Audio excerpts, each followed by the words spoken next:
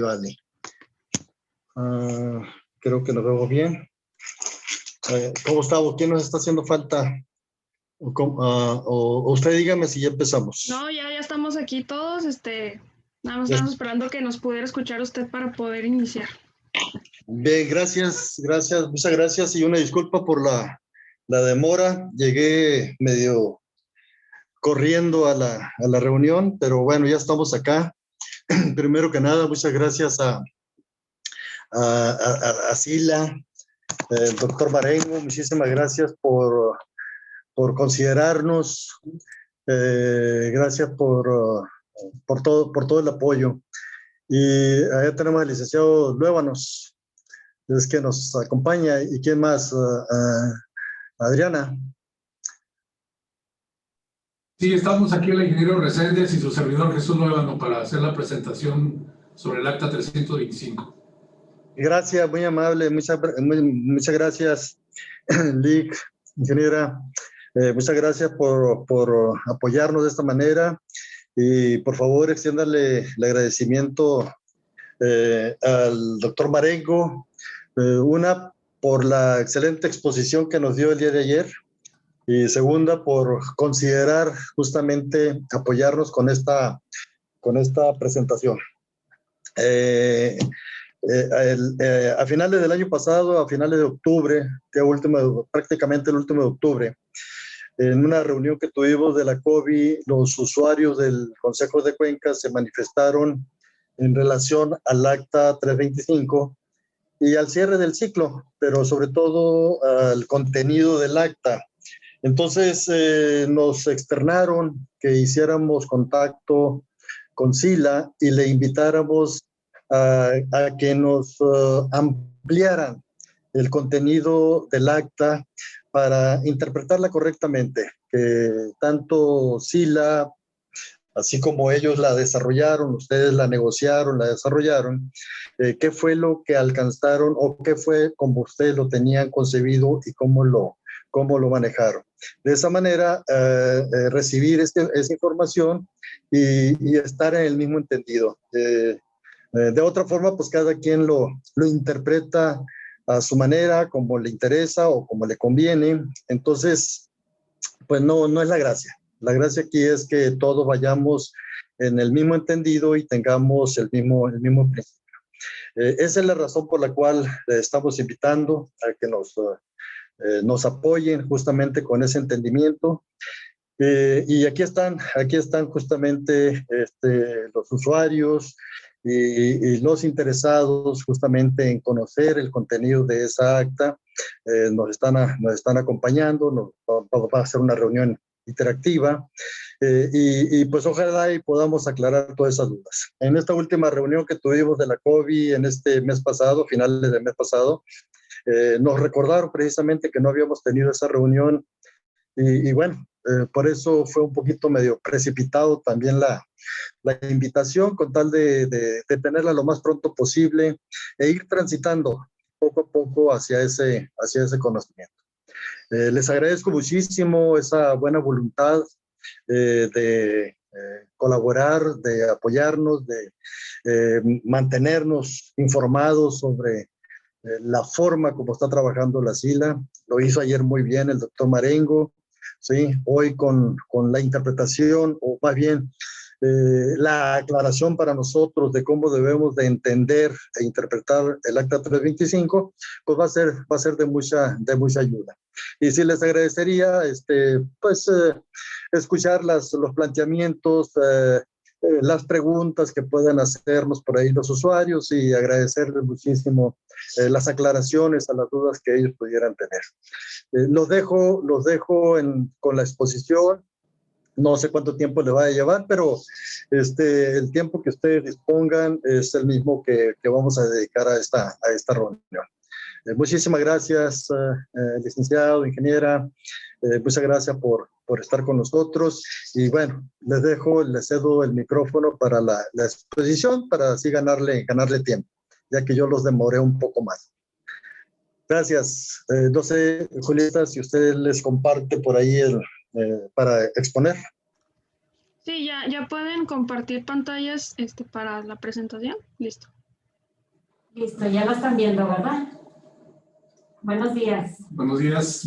Gracias, licenciado Mora. Con mucho gusto le hacemos llegar su agradecimiento al comisionado Marengo. Creo que su presentación efectivamente ayer estuvo muy buena, dio una perspectiva de lo que estamos viendo en la SILA para mejorar la cuenca del río Bravo y que de alguna manera pues se enmarca en lo que son los alcances del Acta 325.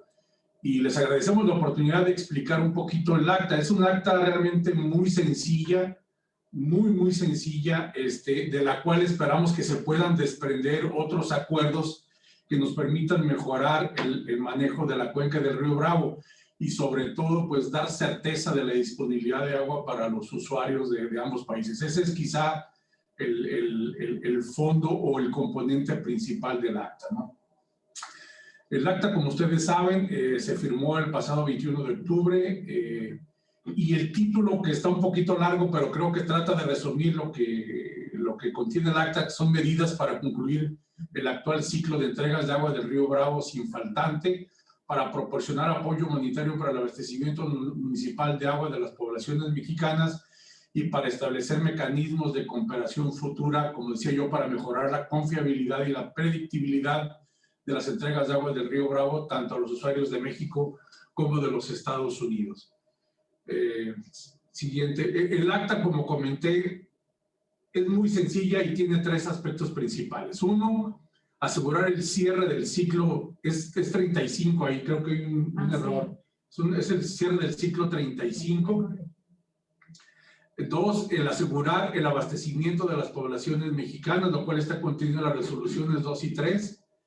Y quizá el fondo más importante del acta, el establecimiento de un esquema de trabajo hacia el futuro que nos permita atender situaciones como las que vivimos para el cierre, no solo del ciclo 35, sino los que habíamos vivido ya para el cierre del ciclo 25, 26 y 27 y otro ciclo que se nos fue por ahí en medio de esto, ¿no? Entonces, este tipo de situaciones que nos están siendo recurrentes y que no hemos sido capaces de enfrentar de manera adecuada. Entonces, queremos que a partir de los elementos que nos presenta esta acta podamos avanzar en atender esta situación hacia el futuro.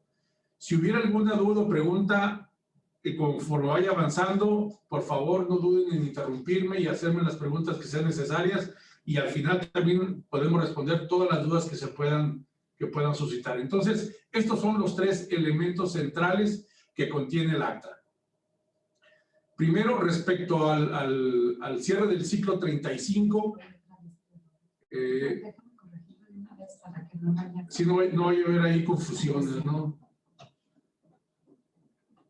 Respecto al cierre del ciclo 35, nos comprometimos a que México cerraría este ciclo sin déficit en atención a lo que está estipulado en el artículo 4 del Tratado del 44 y en la propia Acta 234 de la SILA, que establece que no pueden existir dos ciclos consecutivos con faltantes. Entonces, si tomamos en cuenta que el ciclo 34 se había cerrado con un faltante, el ciclo 35 necesariamente tendría que cerrarse en cero.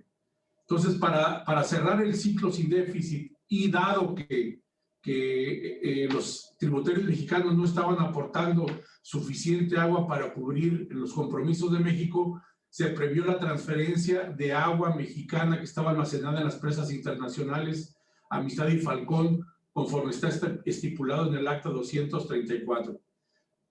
Se negoció también que México recibiría crédito por las pérdidas de conducción asociadas con dicha transferencia. Es decir, para poner las aguas en Amistad y en Falcón, México debió incurrir en pérdidas a partir de los puntos donde los afluentes mexicanos confluyen con el río Bravo. Entonces, esas pérdidas se las íbamos a cargar a Estados Unidos como parte de la transferencia que les estábamos haciendo. En concreto, al 24 de octubre de 2020, México tenía un faltante para cerrar el ciclo de 197.217 millones de metros cúbicos. De eso le transferimos a Estados Unidos de las presas internacionales 128.262 millones de metros cúbicos.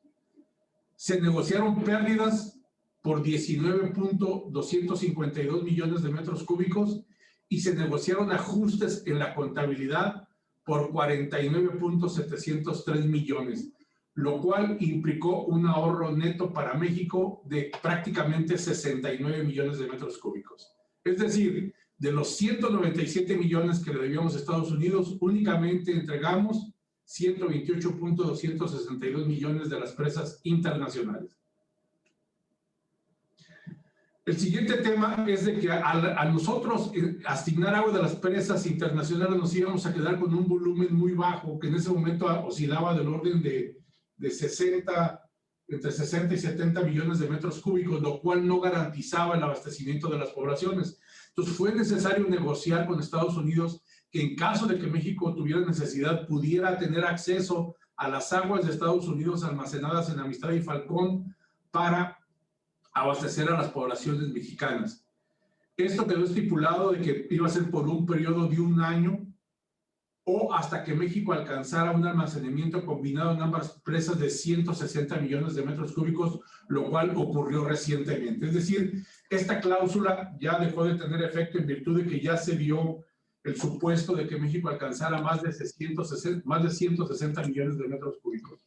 Igualmente, México había negociado que pudiera tener acceso hasta un volumen de 160 millones, igualmente, de aguas estadounidenses para abastecer a las poblaciones mexicanas y que México fuera cubriendo ese préstamo de agua con aquellas aguas que México tuviera en las presas internacionales una vez que hubiera alcanzado el volumen mínimo de 160 millones de metros cúbicos, que fue lo que determinó la CONAGUA como el volumen mínimo indispensable que teníamos que tener en las presas internacionales para garantizar el abastecimiento de las poblaciones.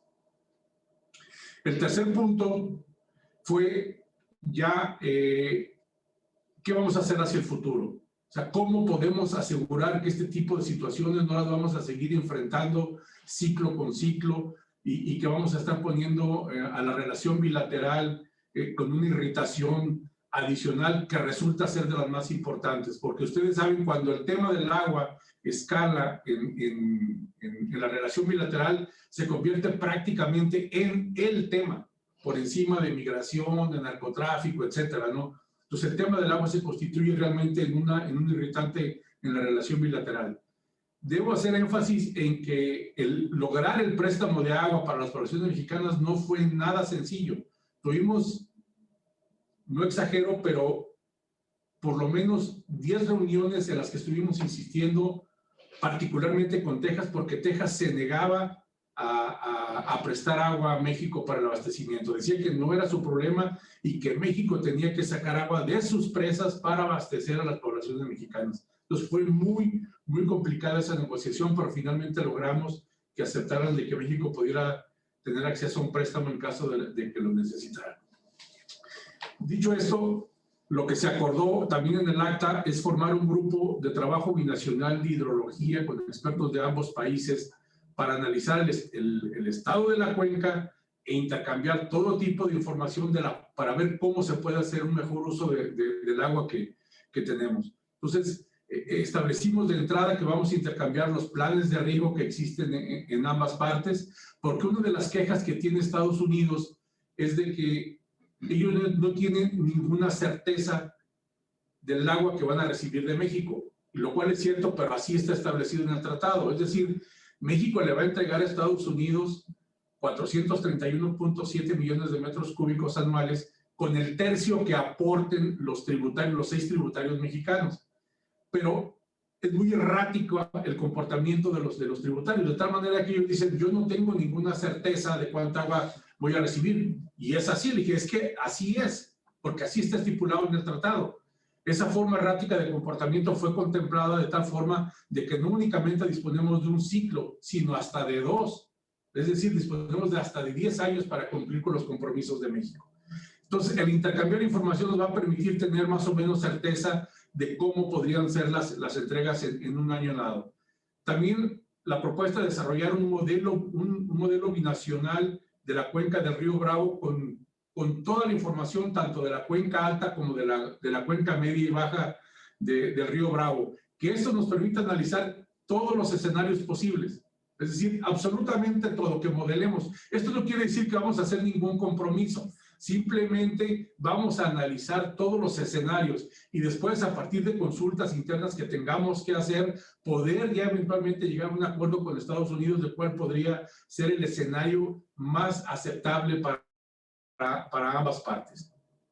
Y sobre esa base proponer que se proponga a la Comisión proyectos para conservación y uso eficiente del agua. Es decir, ¿qué tenemos que hacer en la parte mexicana de la cuenca para eficientar el uso del agua? El comisionado ayer hablaba de aspectos como modernización de la infraestructura, que incluyen no únicamente la tecnificación de riego, sino la sobrelevación de presas, la desalinización de agua y el uso de otras fuentes que ahorita estamos desperdiciando. Entonces, creo que esto es parte de lo que tendríamos que analizar para tener un uso más eficiente del agua en toda la cuenca. Eso. Adicionalmente, se consideró que este grupo técnico va a ser supervisado por un grupo de política que va a estar integrado por funcionarios de la Cancillería, del Departamento de Estado, de la Comisión Nacional del Agua, del Estado de Texas y obviamente por ambas secciones de la SILA, ¿no?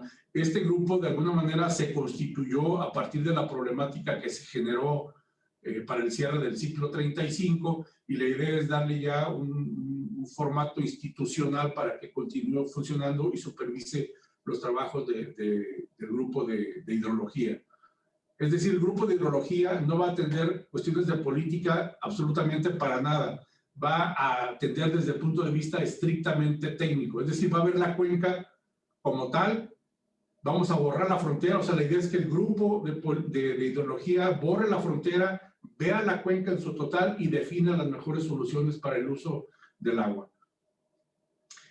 Como comenté, se van a intercambiar los planes operativos y esperamos que el grupo de trabajo de hidrología presente esquemas que sean satisfactorios para ambas partes, que nos permitan dar certeza sobre la disponibilidad de agua para los usuarios de ambos países y que eventualmente podamos acordar en un acta subsecuente de la Comisión cómo vamos a atender esta problemática en el futuro, si tenemos que hacer inversiones para mejorar la cuenca, para eficientar el uso del agua en la cuenca, para sobrelevar presas, para hacer proyectos de desalinización, de tecnificación, etcétera. Eso es lo que esperaríamos ya en concreto del grupo de hidrología y la meta está establecida en la propia acta 325 de que antes del 2023 podamos tener un acuerdo que nos vaya guiando en esta dirección que estamos delineando ahorita. Esto es así en términos generales.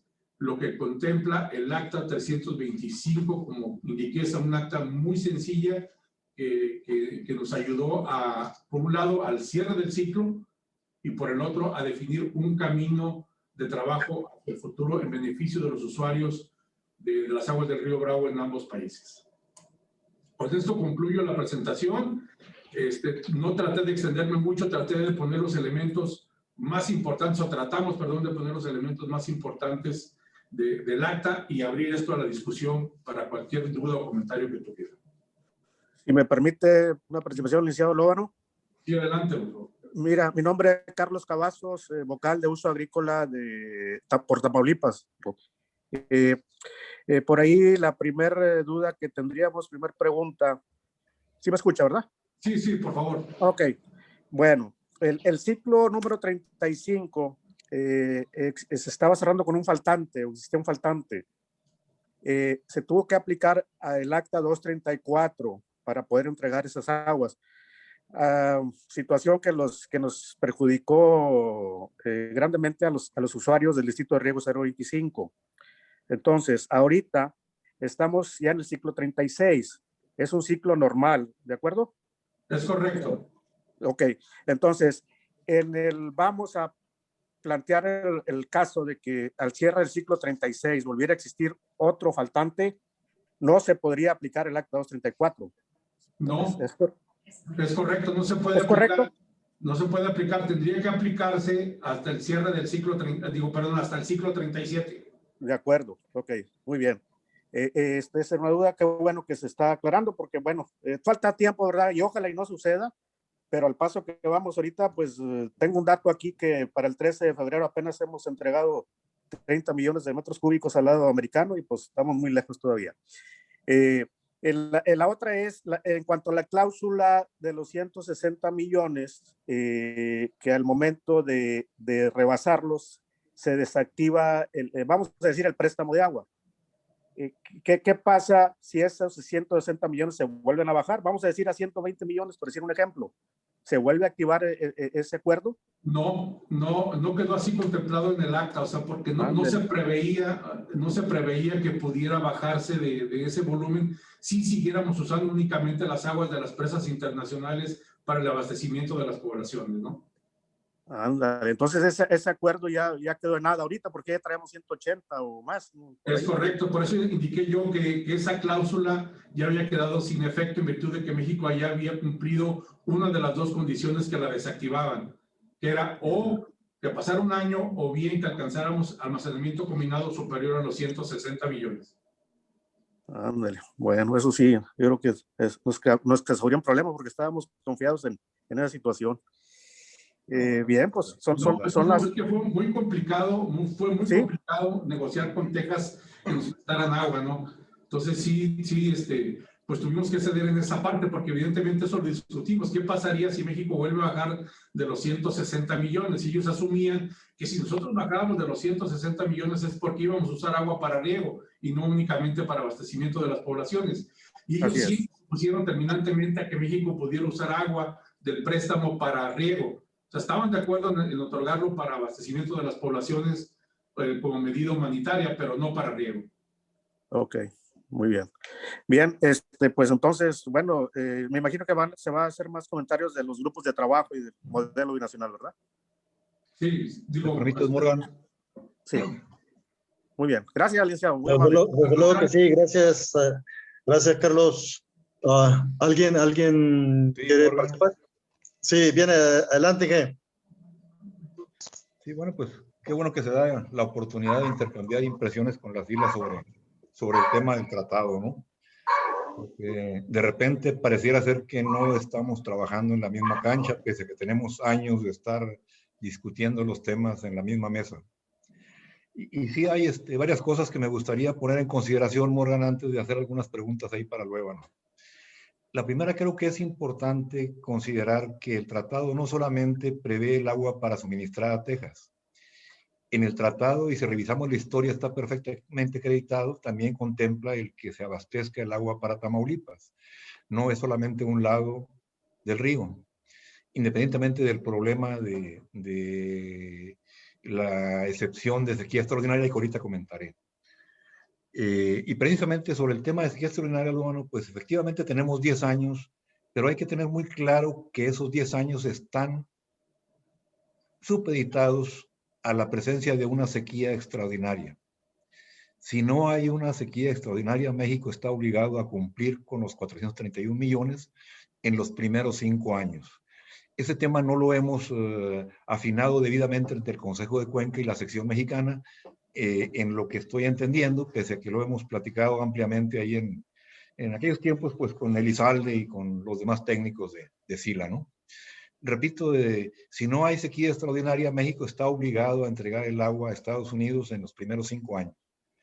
La condición de sequía extraordinaria es la que nos da la oportunidad, sí, solo sí existe para 5 años adicionales, lo que no hemos honrado y nos ha metido en problemas en los últimos ciclos.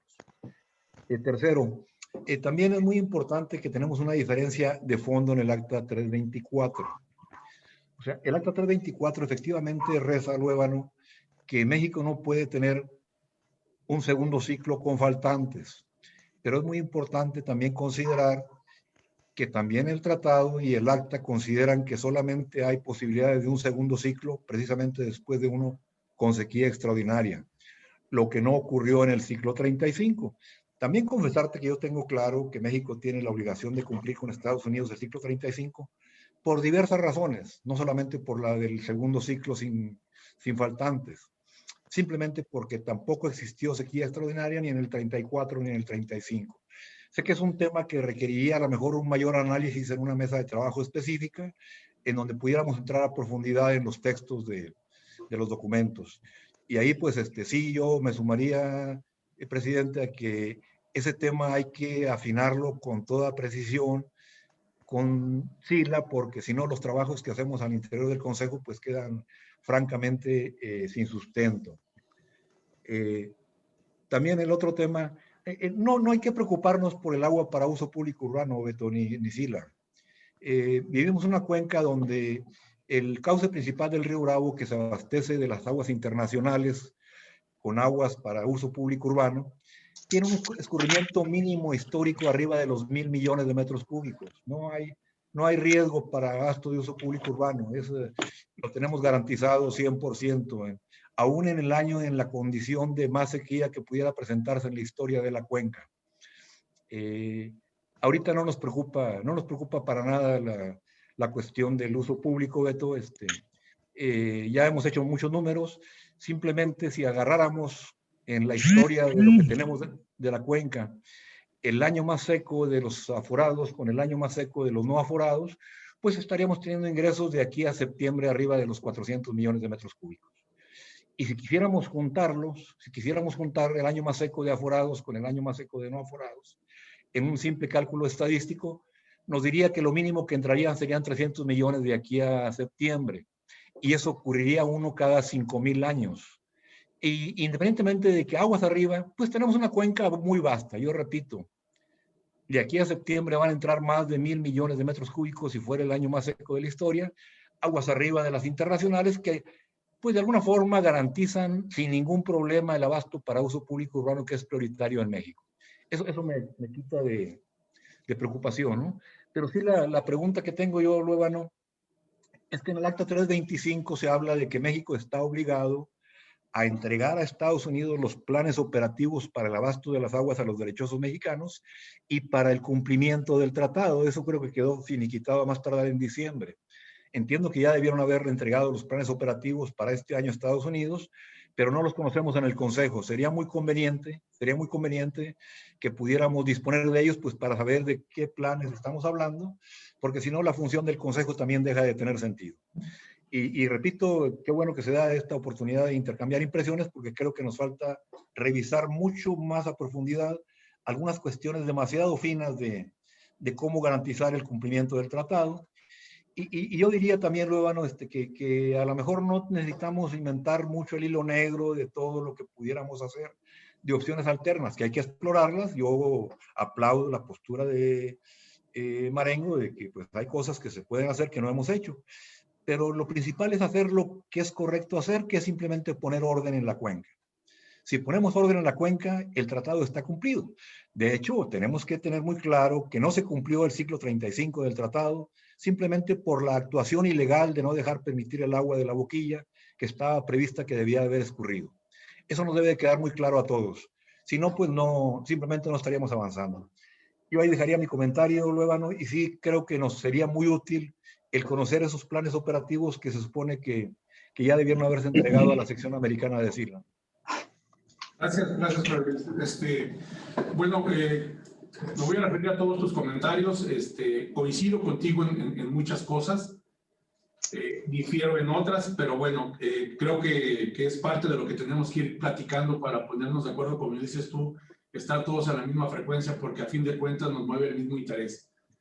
Efectivamente, creo que el tratado es muy claro en establecer que la única excepción que nos otorga para no cumplir es que exista sequía extraordinaria en la cuenca. Y efectivamente, ha habido ciclos en los que no hemos entregado el mínimo estipulado en el tratado y no ha habido sequía extraordinaria, pero nos hemos acostumbrado a que las excepciones del tratado las hemos ido haciendo reglas.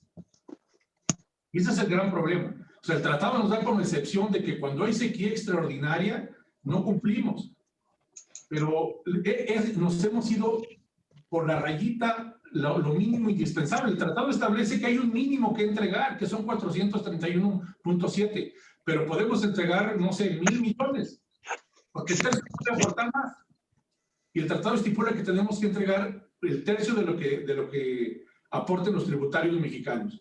Entonces, efectivamente, nos hemos ido yendo de ver cómo podemos ir entregando el mínimo que estipula el tratado, y en eso de ir entregando el mínimo nos hemos quedado cortos, aún y cuando no ha habido sequía extraordinaria en la cuenca.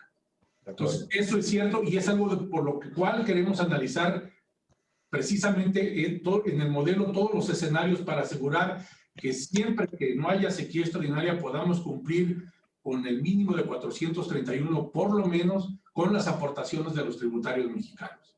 Eso es muy importante, ¿no? Yo creo que sí tenemos que ahondar en esa parte porque es muy importante. Ya no podemos seguir jugando con esta situación porque nos va a seguir metiendo en problemas. Entonces tenemos que dar certeza en el futuro de cuánta agua puede disponer tanto los usuarios de México como los de los Estados Unidos. Coincido ahí totalmente en esa parte. En lo que respecta a que el tratado estipula que hay agua para Tamaulipas, pues no necesariamente es así. Se infiere, evidentemente, porque hay 2/3 que vienen para México, pero el tratado no establece ninguna obligación de entregar agua para Tamaulipas, ¿no? Sino que la obligación es la entrega de agua a Estados Unidos. Es más, ni para Texas. O sea, el tratado establece que hay una obligación de entrega de agua para Estados Unidos. Y finalmente, en lo que respecta a los planes operativos, pues no los hemos entregado. O sea, si no los conocen ustedes, tampoco nosotros. O sea, solo los hemos solicitado a la Conagua, pero no nos los han entregado, y por lo tanto hemos estado en imposibilidad de entregar a Estados Unidos, quienes evidentemente pues ya nos los están exigiendo, ¿no? Porque fue un compromiso que teníamos que entregar en diciembre. Entonces, estamos en espera de que la Conagua nos dé los planes operativos, que entiendo pues todavía están en consulta con los propios usuarios mexicanos, y una vez que los tengamos pues los podremos transmitir a Estados Unidos. Pero en este momento no lo tenemos y no hemos compartido esos planes de manera definitiva con la parte estadounidense. Muchas gracias. Gracias, Eli. Yo creo que, Jorge Luis puso ahí algunos puntos muy interesantes, y uno de los puntos interesantes es cuál es el papel del Consejo de Cuenca, ¿no? Y efectivamente hay el compromiso de entregar estos planes a Estados Unidos, y en México no los conocemos. Entonces, ¿qué entregamos? También el acta no establece periodicidad, en qué momento se van a entregar esos planes. Eso es lo que tengo entendido. Solo que ustedes lo hayan platicado por ahí en la mesa, ¿no? No, sí está estipulado que antes del 31 de diciembre de cada año. De cada año, así es. Antes del 31 de diciembre, ok. Deberían estar entregados los de este año ya. No se han entregado los de este año, ¿no? No se han entregado. Deberían haberse entregado antes del 31 de diciembre. Sí, no Okay. No, sí. Normalmente se hacen para México, pero no para entregarlos a Estados Unidos. A lo que me refiero es que en el acta no se estableció en qué momento se le van a entregar a Estados Unidos. Sí. No, sí, es antes del 31 de diciembre. De cada año. Ok, perfecto. Y ellos nos comparten los de ellos también antes del 31 de diciembre. Perfecto. Entonces, bueno, estamos en falta de alguna forma, ¿no? Pero sí es muy importante. Murga. Mande. Perdón, si me permite un momento, Carla Hernández. Carla, ok, Carla, déjame nomás terminar la idea, y con todo gusto, porque me interesa mucho su opinión. Sí sería muy importante que esos planes no se hagan entrega a nadie sin que antes los conozcamos, mínimo del Consejo de Cuenca. Yo creo que de alguna forma pues debemos de estar ahí, ¿no? Coincido totalmente con el planteamiento de Jorge Luis. Yo creo que eso es muy importante y relevante, que nosotros los conozcamos primero, los tengamos inclusive antes de que se elaboren o que se acuerden esos planes con los mismos usuarios, los conciliemos en el Consejo de Cuenca, y una vez validados por el Consejo, ahora sí, se ejecuten y también se puedan compartir, ¿no? Sí, Carla, adelante, por favor. Muchas gracias, licenciado. Hacer un par de precisiones. En efecto, SILA le hizo saber a la Comisión Nacional del Agua en diciembre, nos recordó que había que hacer la entrega de esta documentación. Ya se había hecho previamente una primera entrega de los planes de riego que se tenían hasta antes de que al menos de que la doctora Jacinta Palermo se hiciera cargo de la Subdirección General Técnica. Y en diciembre pues simplemente se ratificó la información que ya estaba en posesión de Estados Unidos, y se dijo que la información, los planes de riego se estaban negociando en ese momento, se estaban todavía discutiendo con los distritos de riego y no estábamos en posibilidades de poder entregar esa información en ese momento. Como bien lo menciona el licenciado Morga, para la Comisión Nacional del Agua es de vital importancia el, primeramente, acordar todo el modelo, toda la información que se estará presentando a Estados Unidos ante el Consejo de Cuenca. Esa es la línea de trabajo que nosotros tenemos, y bueno, me parece importante que ustedes lo conozcan. Y también, Morgan Olóvano, el acta no solamente establece los planes operativos para México, también deja claro que habrá que entregar los planes operativos para el cumplimiento del tratado. Entonces, en particular, el documento de los planes de riego para México, todos los conocemos, pero yo me refería en lo particular a los planes operativos para el cumplimiento del tratado en el próximo ciclo que está expresamente estipulado en el acta 325. ¿Así es, no lo hagan? Yo creo que el acta, no nos comprometimos a tanto en el acta. El acta simplemente habla de que vamos a intercambiar los planes operativos de cada país del uso del agua, pero no establece de manera puntual que debemos de entregar la forma en que México va a cumplir con el tratado. Eso no quedó estipulado en el acta. Evidentemente era una solicitud expresa de Estados Unidos que esto quedara así en el acta, pero no lo aceptamos. Lo que sí aceptamos es intercambiar los planes operativos de cada país. Yo creo, Lóbano, que hay que revisarla conjuntamente porque yo sí leo textualmente que... Te lo voy a leer. También... Te lo voy a leer. Dado que algunos planes anuales de operación, bueno, la sección mexicana proporcionará los planes operativos pendientes al 31 de diciembre de 2020. La sección estadounidense proporcionará a la sección mexicana los procedimientos operativos del estado de Texas para el uso de agua en la cuenca del río Bravo. La información de ambos países se compartirá de manera anual a partir del primer intercambio de información. Esto está en las resoluciones. En las consideraciones del acta puede ser que lo hayamos tocado como tú lo mencionas, pero si queda en las resoluciones, no es una obligación por parte de ninguno de los dos países. Lo que queda en las resoluciones es lo que aprueban los dos gobiernos. El contenido, la descripción del acta o el texto del acta son las consideraciones que los comisionados hacen para presentarles las resoluciones a los dos gobiernos.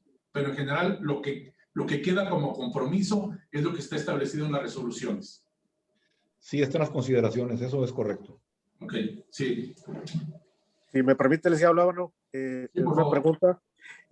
Bueno, se está comentando que a la fecha no hay los planes operativos.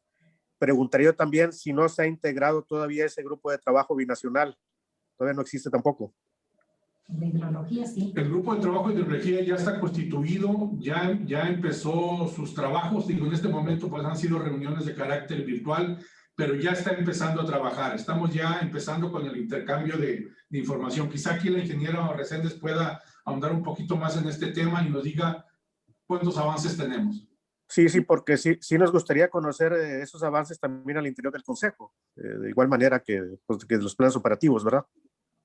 Sí, el grupo de trabajo ya tuvo su primera reunión de trabajo donde, bueno, discutimos los objetivos y cómo se va a trabajar, cómo se va a desarrollar, quiénes van a participar y les comento que este es un grupo técnico libre de modelar cualquier escenario que identifiquemos tanto México como Estados Unidos y bueno, vamos a empezar a trabajar nada más. Se le está dando forma ahorita al grupo y se están desarrollando sus términos de referencia, pero acabamos de iniciar con este proceso. Yo quisiera compartirles un poquito lo que fue en el Río Colorado. Llegamos a entendidos muy satisfactorios para ambas partes porque partimos de una premisa de que los grupos técnicos que se formaron para analizar toda la problemática lo vieran desde un punto de vista estrictamente técnico, es decir, que evitáramos ahí todo tipo de cuestiones políticas que pudieran influenciar las decisiones que se tomaran.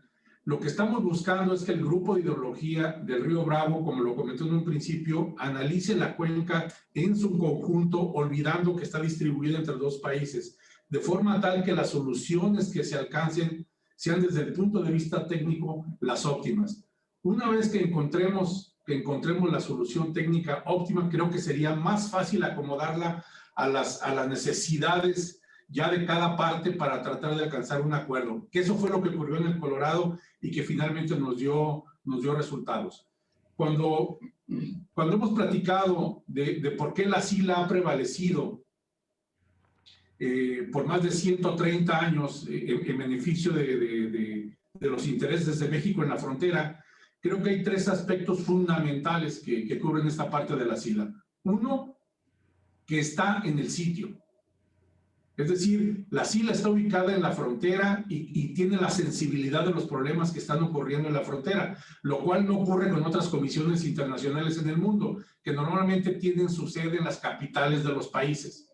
Entonces, eso les resta sensibilidad de lo que está pasando ahí. Dos, es que todo tiene que partir de la confianza. Tenemos que crear confianza. Nosotros tenemos que creer en los datos que está aportando la parte de Estados Unidos y Estados Unidos tiene que creer en los datos que le estamos aportando nosotros. Sin confianza no se puede avanzar. Entonces tenemos que crear confianza y creo que hemos generado esa confianza por más de 130 años entre los dos países en el seno de la SILA. Y tercero, finalmente, lo que decía yo ahorita, busquemos siempre la mejor solución técnica apartado de las situaciones diplomáticas y de política. Y después acomodemos la solución técnica más aceptable a la diplomacia y a la política y lo vamos a hacer de mejor manera. Eso es lo que buscamos precisamente que haga el grupo de ideología. Quisiera participar, señor Morgan.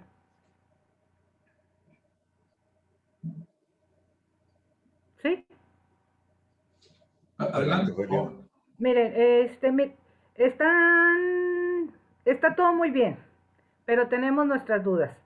Uno, los planes operativos, ¿a quiénes viene afectando o quién los va a realizar los usuarios? ¿En dónde está ahí la cuenca del Río Bravo? Ya que ahí tenemos la representatividad de todo, desde Chihuahua hasta Tamaulipas. Sí quisiéramos ser parte de ese desarrollo de planes operativos y ver la manera de cómo ir solucionando todas las situaciones que se están presentando.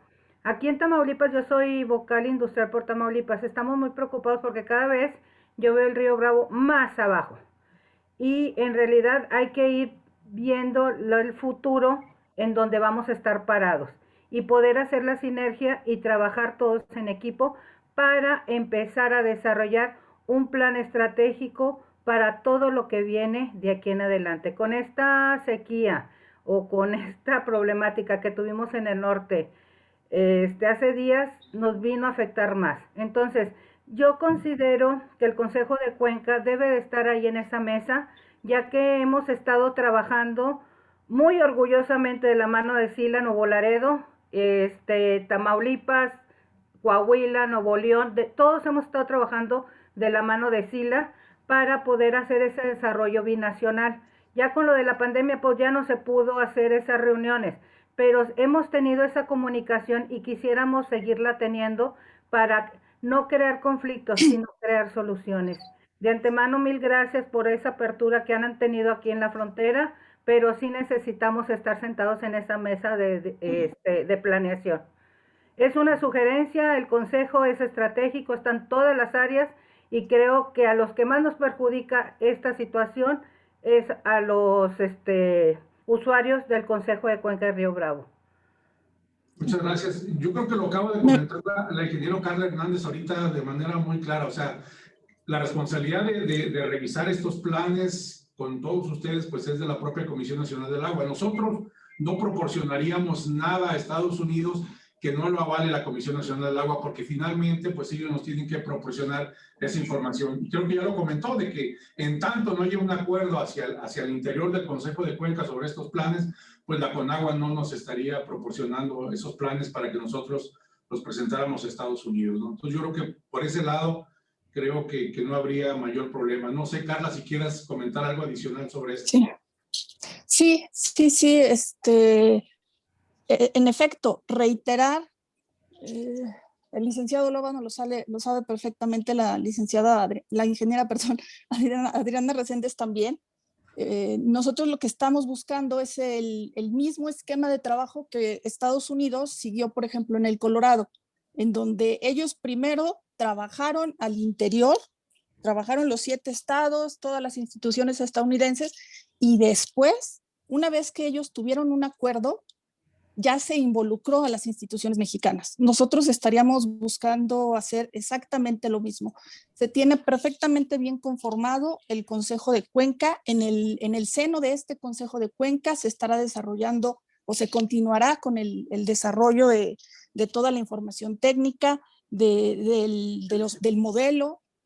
Y una vez que nosotros al interior, como usuarios, como instituciones, tengamos un consenso, en ese momento estaremos en posibilidades de presentarle a Estados Unidos cuáles han sido las resoluciones de las instituciones mexicanas. De eso pueden tener la certeza. Es la instrucción, les repito, que tenemos de la doctora Palerm. Primero trabajar al interior y después sentarnos con Estados Unidos y presentarles cómo México está buscando manejar el agua de la cuenca mexicana. ¿Y cuándo sería eso? Hay que tener tiempos y pues, iniciar, ya tener un día, decir, oye, nos vamos a juntar tal día, porque eso es importante. Tenía que estar en diciembre, ya estamos a principios de marzo y no se ha hecho nada y nosotros no sabíamos nada.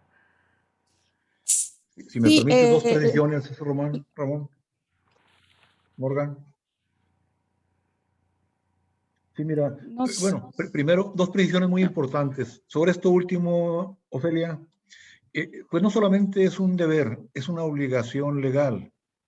Te voy a leer el artículo 13 bis 4 de la Ley de Aguas Nacionales, que establece que la Comisión, a través de los organismos de cuenca, consultará con los usuarios y con las organizaciones de la sociedad en el ámbito del Consejo de Cuenca y resolverá las posibles limitaciones temporales a los derechos existentes ante sequías extraordinarias o condiciones de emergencia. Eso ya está en la ley. Lamentablemente, pues no lo respetamos puntualmente en el año anterior. No fue precisamente el Consejo de Cuenca el instrumento para concertar con los usuarios las restricciones a las que hemos sido sometidos. Eso pues a futuro habrá que pedir que pues se respete esa obligación legal del Consejo, que tal vez es una de las fundamentales. El otro, pues yo celebro una petición más, Morgan. Celebro, Luébano, pues tu ratificación de que pues tenemos 5 años para pagar y punto si no hay sequía. Eso es fundamental. Y como tú dijiste, pues nos hemos hecho a la idea distinta, lo cual es un error grave y es lo que nos mete en sistemáticos problemas. Yo creo que eso hay que blindarlo, hay que anotarlo, hay que ponerlo con letras grandes y tratar de honrarlo a futuro, porque es el corazón del cumplimiento del tratado, ¿no? Y lo otro también, a lo mejor es una cuestión de interpretación, lo de la parte mexicana, aunque también lo dijiste, o sea, si la tercera parte que llega a Estados Unidos está garantizada, automáticamente está garantizada las 2 terceras partes para México, a excepción del caso de una sequía extraordinaria. Eso también me queda claro. Pero en los primeros 5 años igual está garantizado el de Estados Unidos que el de México. No podría ser de manera distinta.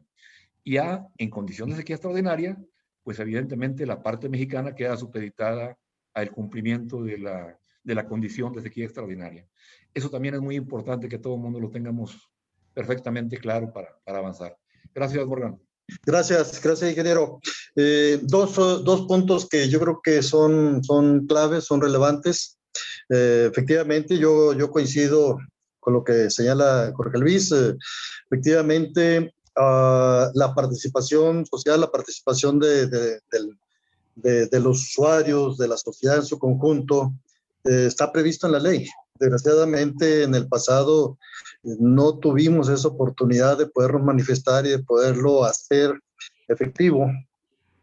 Creo que la apertura que se está dando actualmente en Conagua va en ese sentido, va en esa orientación, lo que nos acaba de decir ahorita Carla, totalmente de acuerdo. La doctora Palermo así lo tiene manifestado, la doctora Blanca Jiménez igual. Entonces hay esa apertura y se quiere hacer en ese sentido. Qué bueno que nos quieren tomar en cuenta justamente para poder manifestarnos, para poder manifestar lo que necesitamos y lo que nosotros queremos, lo que nos beneficia o nos perjudica inmediatamente, pues tenerlo a la luz. El otro punto que sí es muy importante y me lo están preguntando por ahí en el chat, es hacia el licenciado Luébanos, ¿quiénes conforman ese grupo técnico hidráulico? ¿Quiénes lo están conformando o quiénes están pensando que deba de conformarlo? Sé que está todavía en construcción. Entonces, ¿quiénes deben de ser? Coincido totalmente, igualmente los demás también han de coincidir igual, de que debe ser un grupo técnico ajeno totalmente a la política, no debe de estar mezclado con la política. Si está mezclado con la política no funciona, de eso estamos convencidos, y eso es lo que tratamos de hacer incluso en el Consejo de Cuenca, de no mezclar colores, de no mezclar aquí los actos políticos, porque echa a perder todo. Entonces, ni tampoco va acorde o va de la mano con los tiempos políticos.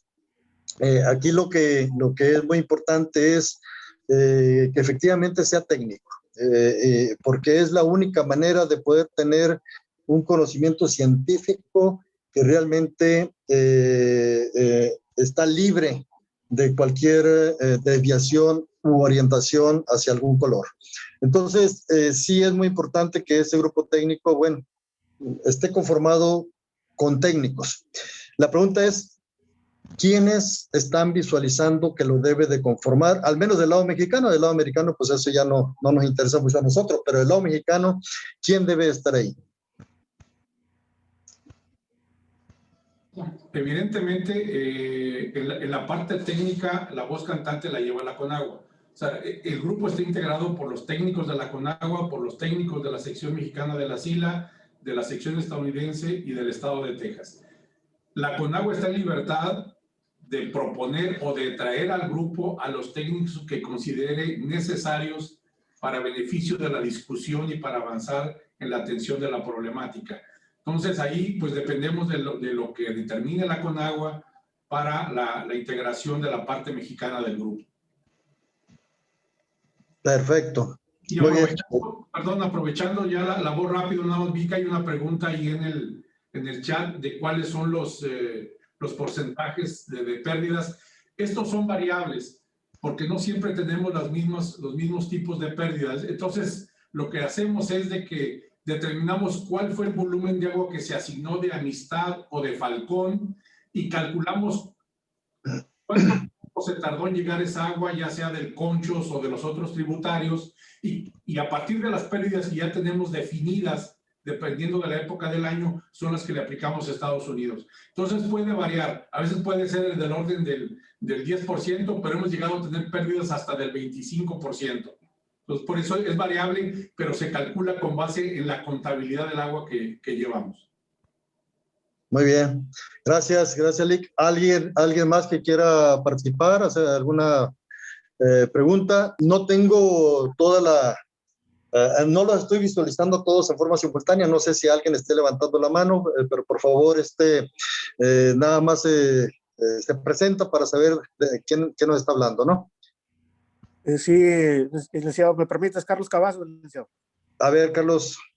Sí, mira, yo creo que, pues entonces, esto apenas está iniciando.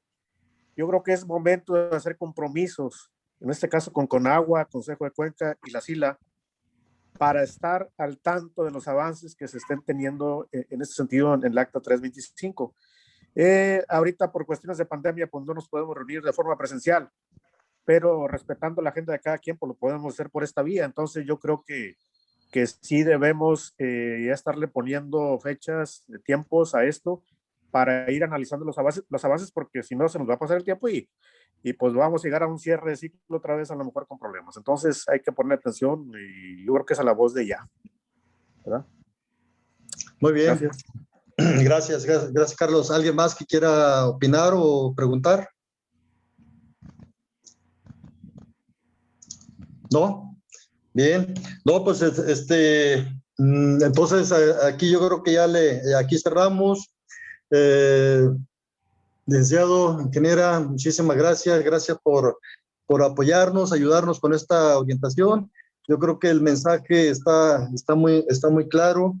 Queremos participar. El Consejo de Cuenca está de pie, queriendo participar y queremos que nos inviten. Vamos a hacer lo propio con Conagua. Claro, aquí está Carla representándola. Y la manifestación es esa. Queremos estar activos y sobre todo participando en este tipo de decisiones. Entonces, queremos que nos tomen en cuenta.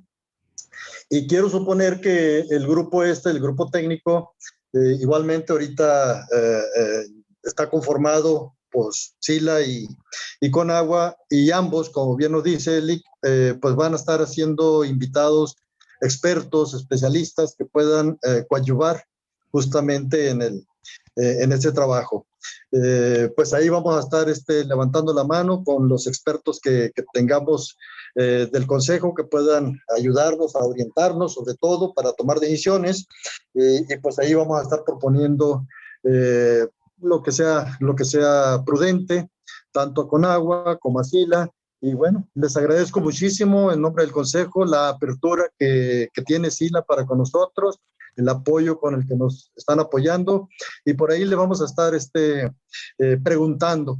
Esto no se acaba, apenas estamos empezando, estamos iniciando un proceso, y ese proceso pues siempre cuando se inicia se tiene que ir madurando y poco a poco iremos aprendiendo de él mismo, ¿no?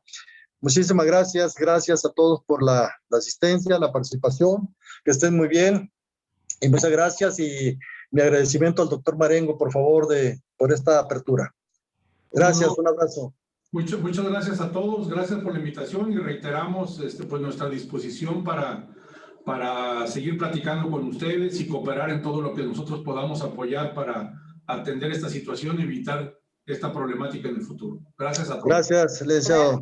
Saludos. Hasta luego, que estén muy bien. Saludos. Gracias.